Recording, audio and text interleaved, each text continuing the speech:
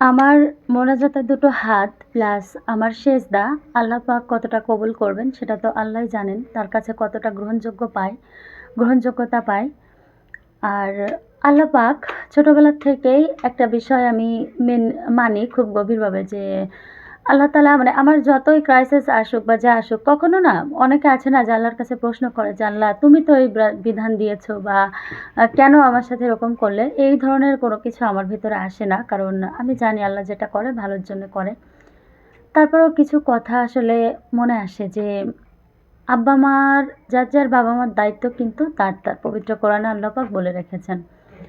একটা ছেলের টাকা ইনকাম করে এবং ছেলের বউটা সব বউ সমান নয়। যারা ভালো তারা ভালো। ছেলের বউ তার বাবা-মার পেছনে যে একটা খাটুনি, তো ২ টা মিলে কিন্তু ১০০% হয়ে যায়। কিন্তু আমরা যারা মেয়েরা আল্লাহ পাক তো কোরআনের মধ্যে এটাও বলেছে যে স্বামীর সেবা করতে হবে। স্বামীর হুকুম ছাড়া কোনো কিছু করা যাবে না। আবার বলা হয়েছে বিরুল ওয়ালিদাইন, হ্যাঁ? আম জান্নাতে যাওয়ার ৩ টা ৪ টা মানে বড় কারণের মধ্যে একটা হচ্ছে বাবা-মার আ মানে বাবা-মাকে দেখাশোনা করতে হবে। বাবা-মার মানে বিরোধিতা করা যাবে না। তো এই স্বামীকে সম্মান করে, স্বামীর কথা মেনে সংসার করে বাচ্চা পেলে আমি তাহলে কিভাবে আমার বাবা-মার জন্য কিছু করব? YouTube এ ভিডিও করি আজকে ৪ বছর থেকে বিভিন্ন চ্যানেলের মাধ্যমে YouTube এ ভিডিও করে আসছি। কেন জানি না।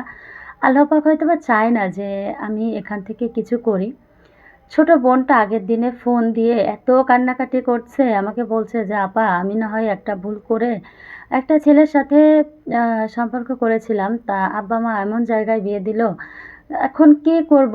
সারা জীবন কি এত কষ্ট করে করা যায়? আপা তুমি আমাকে কয় হাজার টাকা দাও আপা, এভাবে আর পারতেছি না।" কিন্তু বোনটা তো ছোট বোন, সে তো বড় আপার কাছে চাইলো। কিন্তু আমি তো আরেকজনের সংসার করি। হ্যাঁ, আমি চাইলেই আমার হাসব্যান্ড আমাকে দিয়ে দিবে। বলবে যে, "নাও, সমস্যা নেই, নিয়ে নাও।" কিন্তু ওই যে চাওয়া তার থেকে চেয়ে নিবো, হ্যাঁ, আমার জন্য ঠিক আছে। তবে আমার ফ্যামিলির আদার্স কারোর জন্য চেয়ে নেবো না। এই জিনিসটা আসলে আমার ভেতরে না আমি মানে কোনোভাবেই আমার ভেতরে আসলে এই জিনিসটা কাজ করে না। কে দেখে ক্যামেরার সামনে এসে অনেক কান্নাকাটি করে। তবে আমার দ্বারা এটা আসলে সম্ভব না। আমি কিন্তু প্রচুর কান্নাকাটি করেছিলাম। তবে চোখ-টোখ মুছে এসে ক্যামেরাটা অন করলাম। কারণ এই চ্যানেলে যেহেতু ভিডিও দেওয়া হয় না, আমার দ্বারা ভিডিও করা সম্ভব হচ্ছিল না। ভাবলাম মনের কথাগুলো